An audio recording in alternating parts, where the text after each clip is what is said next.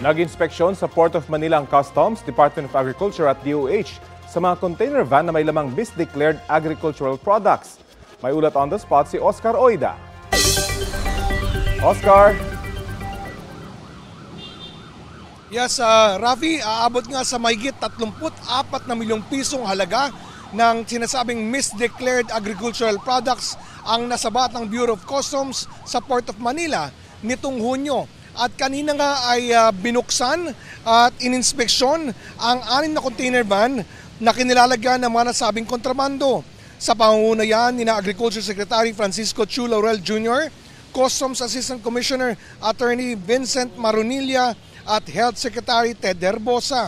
Ang mga ito ay pawang mga shipment umano mula pa sa China at idineklara bilang mantou, egg noodles at kimchi. Pero cover lang daw pala ito pagkat karamihan pala sa mga laman ay red onions, white onions at frozen mackerel.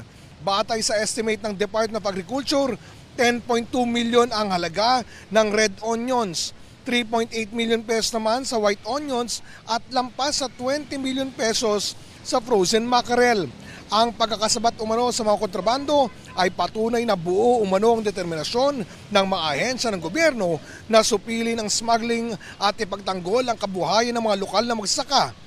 Pananagutin umano ang mga nasa likod nito. Rafi?